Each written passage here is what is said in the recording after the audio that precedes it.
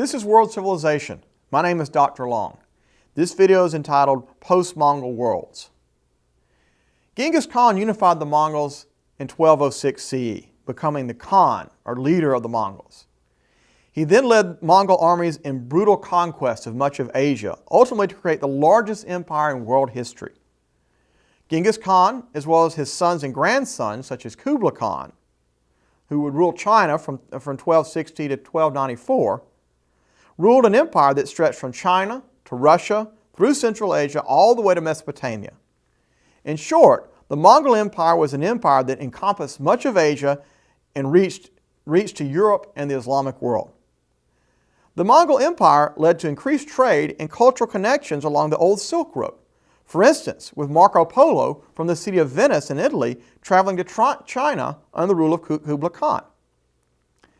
Beginning with the Mongols, who were fierce warriors, but were small numerically, the Mongols would have to rely on other peoples to help them rule the vast territories they conquered. A good example of this was in China with the Mongol Yuan dynasty. Kublai Khan himself would rely heavily on Chinese civil servants. And by the end of his life, Kublai Khan was arguably as much, if not more, culturally Chinese as he was Mongol. He went from a Mongol Khan to a Chinese emperor by the time of his death. In the 14th century, much of Eurasia, Asia and Europe, as well as the Islamic world, was ravaged by an epidemic of the bubonic plague, which spread along the Silk Road trade routes. These further weakened the Mongol Empire. And so what happened after Kublai Khan? The Mongol Empire would split into 4 khanates.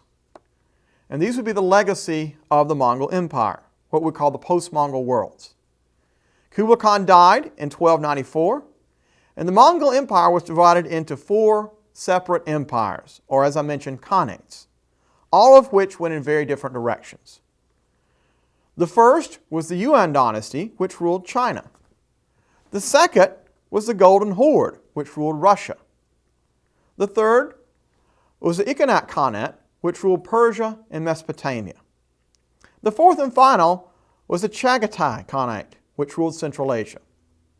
So first, the Yuan dynasty. From 1260 to 1368, ruled China. After Kublai Khan died in 1294, like Kublai Khan himself, the Yuan emperors that followed him gradually assimilated into Chinese culture. This included Yuan rulers adopting Buddhism. However, between 1308 and 1333, there were 8 different emperors, all of whom died young. And when each one died, there was always a struggle for power among the would-be successors. This infighting weakened the Yuan dynasty. In addition, the Yuan dynasty used a 4-class system, which divided Chinese society into 4 separate ethnic classes, with the Mongols on top, and the rest of much of Chinese people, the ethnically Han, at the bottom. Also, while the Yuan did not abolish Confucianism, the traditional trained Confucian civil servant scholars were not allowed to rise to the top of government under the Yuan. Those positions were reserved for Mongols. All of this caused tremendous resentment among ethnically Chinese Han, who saw the 4-class system as discriminatory and exploitive. Many Han also never accepted the Yuan as truly Chinese, seeing them as Mongols and foreigners. And again, the Han were the vast majority of the population in China. In the 1340s, the Yellow River experienced massive flooding, leading to famine. That was the straw that broke the camel's back for the Yuan dynasty. Massive peasant revolts followed, leading to the downfall of the Yuan, with the last Yuan emperor driven back to Mongolia. A new dynasty, the Ming dynasty, would follow. The Ming was set up by a peasant rebel leader, Chu Yanchang, who was ethnically Han and came to power in 1368. The great legacy of the Yuan dynasty was that its successor, the Ming dynasty, was very wary of foreign influence and domination. Well, the second Mongol empire to come in what we call the post-Mongol era was the Golden Horde Khanate, which from 1226 to 1502 would rule Russia. The Golden Horde was founded by Batu Khan, a grandson of Genghis Khan, who led a brutal conquest of Russia and much of Eastern Europe in the 1230s. In the aftermath of this conquest, Batu Khan and his successors set up a Mongol state in Russia, again known as the Golden Horde. The Golden Horde was also called the Tartars by the Russians. The Golden Horde were the first branch of Mongols to adopt Islam in the 1240s, although most Russians under the rule of the Golden Horde remained Eastern Orthodox Christians. The Golden Horde ruled much of what is now Russia for 250 years. Mongol taxes during the rule of the Golden Horde fell hardest on Russian peasants. However, as with the Yuan in China, the Golden Horde were viewed as foreign occupiers in Russia. Over time, the Russian nobility grew in power. It allied with the Orthodox Church, with its headquarters in Moscow.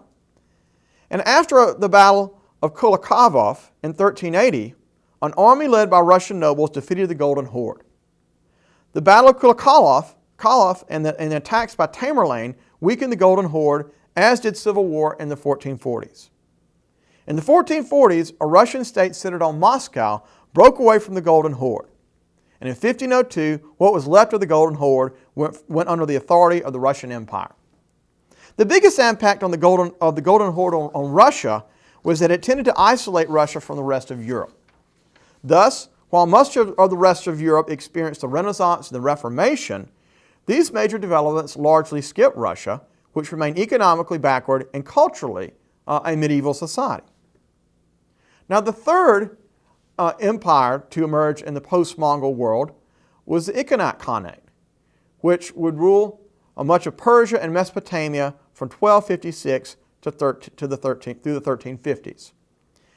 The Ilkhanate Khanate was founded by Hulagu, a grandson of Genghis Khan, who for a brief period waged a war against his fellow Mongols, the Golden Horde, a war that the Ilkhanate lost.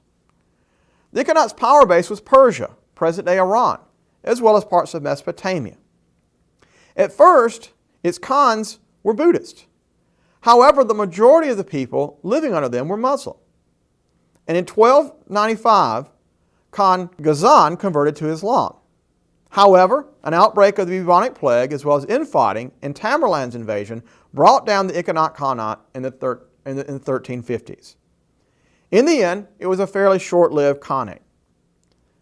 The fourth and final empire to emerge in the post-Mongol era was the Chaganata Khanate, which existed from 1225 to the 1680s. It was named after Genghis Khan's second son, Chagatai. The Chagatai Khanate was located in Central Asia, in present-day Uzbekistan. The Chagatai Khanate fought with Mongol rulers in China, the Yuan dynasty, and in Russia, the Golden Horde. The Chagatai rulers converted to Islam in the 1320s and 1330s. Infighting, however, resulted in the Chaganate Khanate splitting into two halves in the 1340s. However, by the 1370s, Timur the Lame, as he was lame, or most commonly as he's called, Tamerlan, who would rule from 1370 to 1405, would take over this Khanate. Now, Tamerlan was a direct descendant of Genghis Khan, and he would unify the Chaganata. In many ways, Tamerlan sought to become another Genghis Khan, vowing to conquer as much of the world as possible.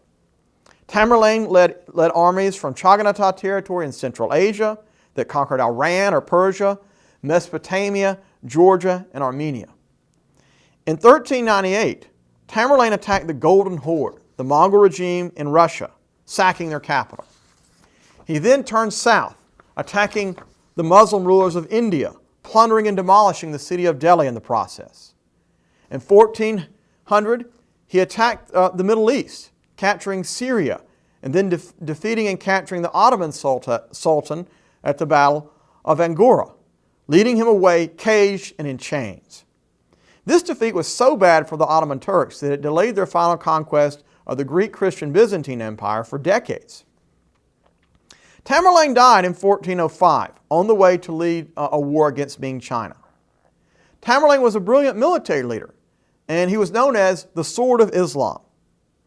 But true to Mongol form dating back to Genghis Khan, his methods were extremely brutal. On numerous occasions, he led his men to massacre civilians by the thousands in cities that resisted him. Major cities, such as Delhi in India, Baghdad in Mesopotamia, and Damascus in Syria, saw massive massacres of civilians. Another example, the city of Isfahan in Persia, which revolted against high taxes. When this occurred, he had the entire city massacred, 70,000 people, and then had his men arrange their skulls into 28 towers of 1,500 heads each. Now, by some estimates, as many as 17 million people, or 5% of the world's population at the time, died in Tamerlan's wars. According to one legend, Tamerlan wanted the following inscription to be put on his grave, and I quote, "If I were alive, people would not be happy." Now that's probably true. That story may not have been true, but it certainly illustrates what people thought about Tamerlan, the level of bloodshed and chaos that his wars caused. After his death, Tamerlan's successors, the Timurids, were not as strong, although another Central Asian people, the Dunzukazars, finally destroyed the Shogunate Khanate in the 1680s.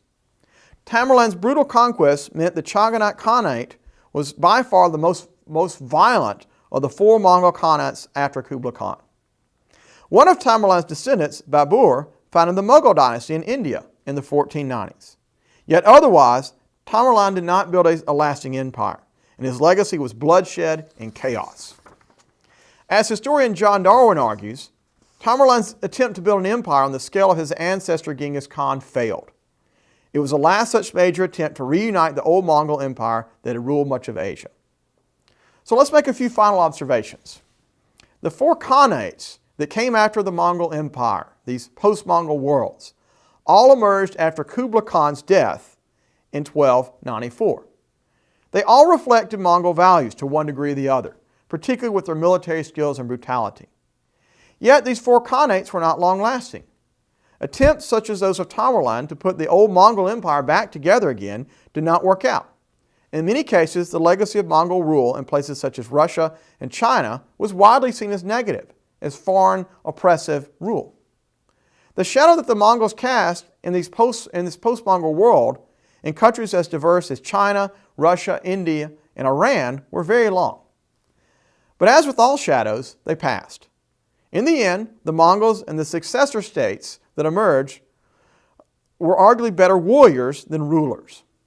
That's all for this video. Thanks for watching.